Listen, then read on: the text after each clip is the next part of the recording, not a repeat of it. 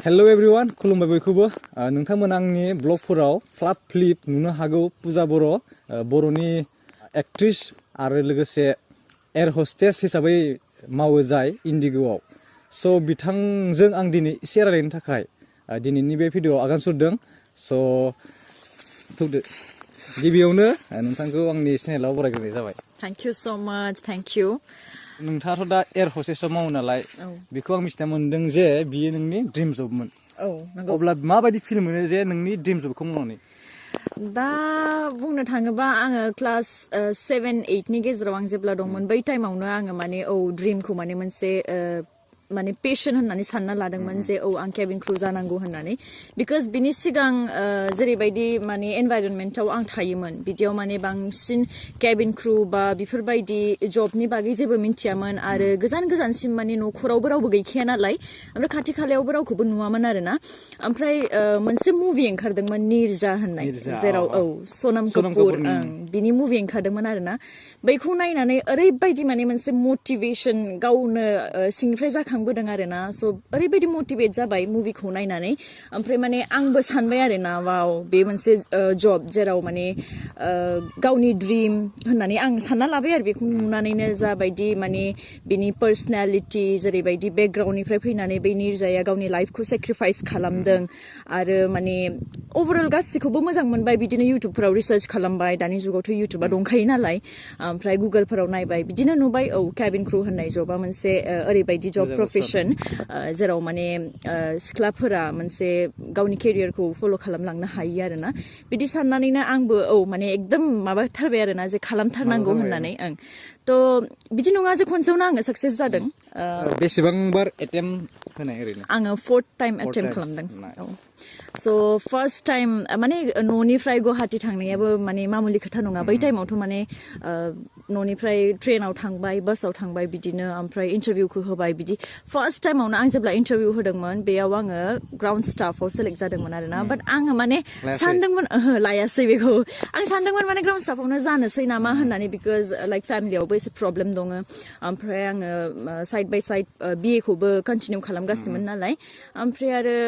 सानबाय आरोना जे ग्राउन्ड स्टाफआवनो जानोसै नामा होननानै ओमफ्राय उनाव आरो साननाय फैफिनबाय आंनि ड्रिम जबानो केबिन क्रूबा आं मानो ग्राउन्ड स्टाफआव थांनो होननानै ना ओमफ्राय आरो सेकेन्ड टाइम ट्राइ खालामबावबाय सेकेन्ड टाइमाव आं फार्स्ट राउन्डआवनो रिजेक्ट जादों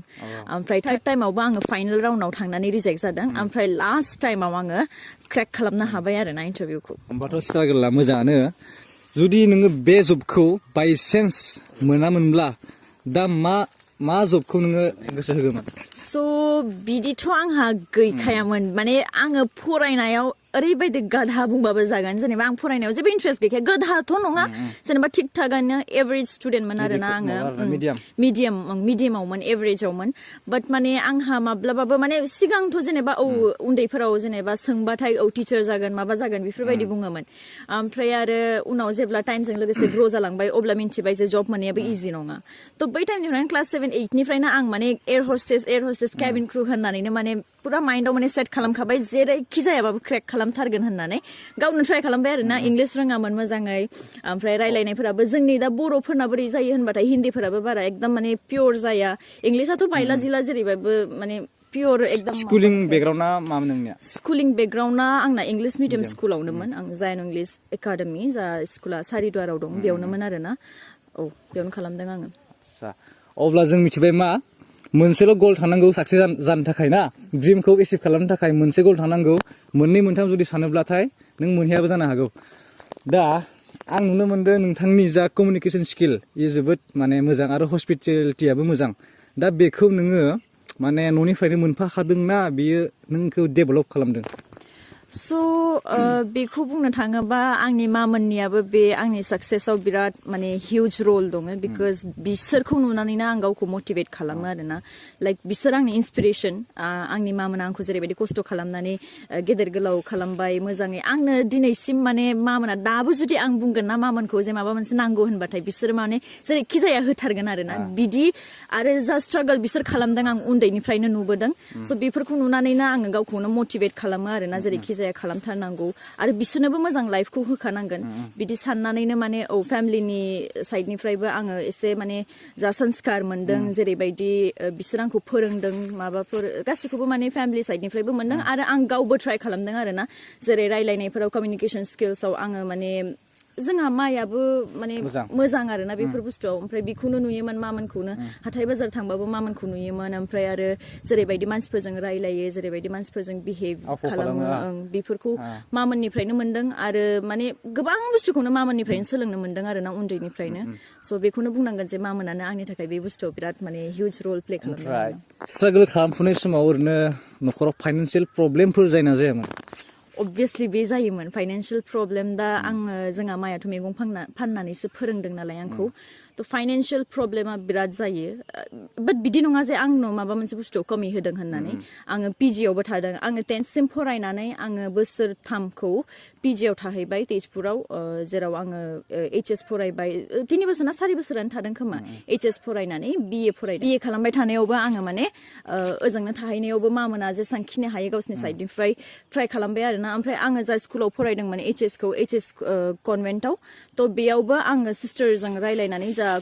माने HS स्कुलनि जा प्रिन्सिपालमोन बेजों रायलायनानै एसे कनसेसन लादोंमोन आरोना जा डिसकाउन्ट बिसोर खालामना होदोंमोन आं बुंदोंमोन जे जेनेबा बेफोरबायदि फेमिलियाव प्रब्लेम दङ स' एसे माबाफोर ट्राइ खालामनो हागोन नामा होननानै ओमफ्राय सिस्टाराबो माने पार्सेन्टेजफोरखौ नायनानै माने सब गासैखौबो गावसिनि साइडनिफ्राय जाखिनि हायोमोन एसे डिसकाउन्ट खालामना होदों आरोना कनसेसनखौ स' बिदिनो पारसिउ खालामदों बाय द वे PG फिस माबा माबि सब गासैखौबो टाइम मथेनो होजोबनाय जादों आरोना बिगिनिंआव जेनेबा सेलारिफ्रा बेसे जायो नों केबिन क्रुआव हमना ला नोंनिखौ खोन्थायाब्लाबो माने ओरैनो नर्मेल एभारेज स' बेसिक सेलारिया जोंना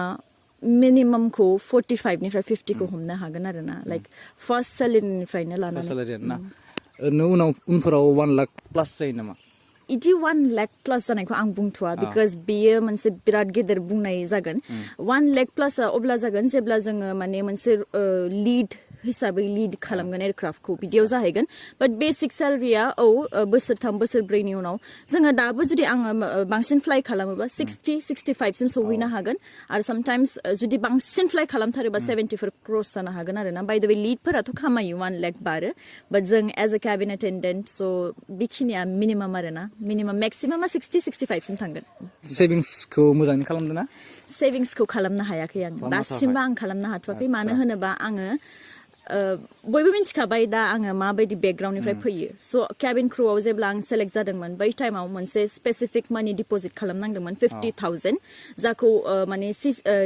डिमान्ड ड्राफ्ट खालामनानै जोङो कम्पानिनो होयो ओमफ्राय बे डिमान्ड ड्राफ्टआ बोसोरथामनि उनाव डाबल जानानै जोंनाव फैयो बे जास्ट सिकिउरिटि हिसाबै लायो आरोना स' बे फैसाखौबो जोंहा बिराद खस्थ'जोंसो ओजा नागिरथिंनानै 50,000खौ एरेन्ज खालामनानै होदोंमोन लोगोसे बेलेग मोनसे स्टेटआव थाहैगोन जेब्ला आखायाव खरसा नांखागौ स' बेफोरनि थाखाय मामोना एरेन्ज खालामनानै 1 लाखनि बारा आंनि थाखाय एरेन्ज खालामना होदोंमोन आरोना स' बैफोरखौनो सुख'नायाव मानायाव दा एसे टाइम नांगासिनो ओमफ्राय मोननोबो हरनाय जायो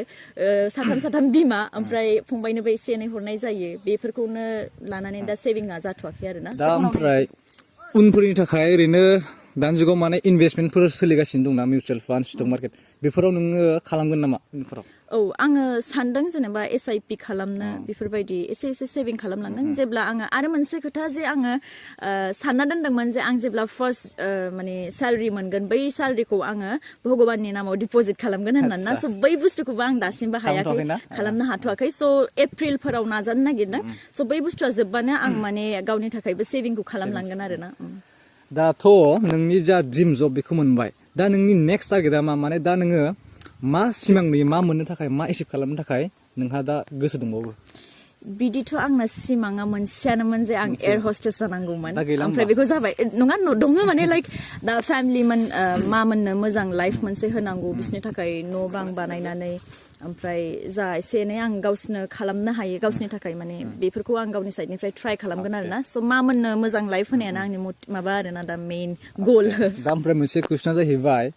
दा नोंनि बे स्ट्रागल खालामनाय समाव हार्ड वर्क आरो लाकखौ जुदि सानोब्ला लाकआ बेसेबां गोहोम खोलैदों आरो ना लाक गैयाबाबो जागौमोन आं साननायाव आरोना हार्ड वर्क आरो लाक मोननैयाबो थानांगोन औ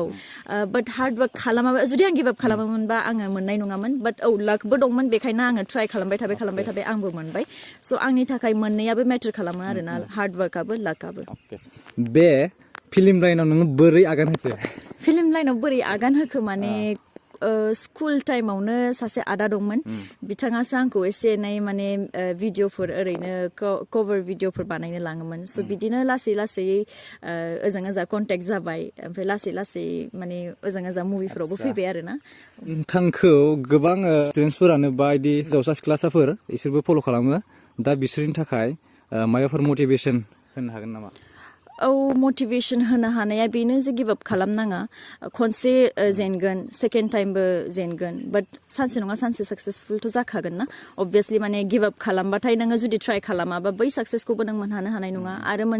जुदि नोङो मोनसे जायगायाव दंबा नों गोजौआव सानाबा अबभियासलि नों गाहायावनो थालांगोन सासिम माब्लाबाबो सौहैनो हानाय नङा स' आंबो ND24आवसो मावगासिनोमोन जुदि आं ND24आवनो जुदि मावनानै बेयावनो थागोन होननानै सानबाथाय स' जुदि आङो इन्टारभिउ होआलासिनो जुदि ND24आवनो कन्टिनिउ खालामनायमोनबा आं बै एयार हस्टेससिम सौहैनो हानाय नङामोन ND24आवनो थागौमोन खोमा स' बेखौनो बुंगोन जे फिसा बुस्थु मावदोंबाबो गेदेरखौ साननो बा एचिभ खालामनो नाजा अब्लासो माने साक्सेसखौबो मोनगोन आरोना बहुत हेपि ना गावनि जबखौ लानानै औ आं हेपि सामटाइम्स टायार्ड जायो सामटाइम्स सानो जे मायाव फैफ्लांखो माने अबे जायगायाव दंमोन दा अबेयाव सौफैखो बिदि सानो स' आं बिराद हेपि आंनि लाइफखौ लानानै दा थिगानो दं होमबा ना आंनि चेनेलाव नुजाफैनो थाखाय थेंक इउ थाबाय Thank you so much. Thank you.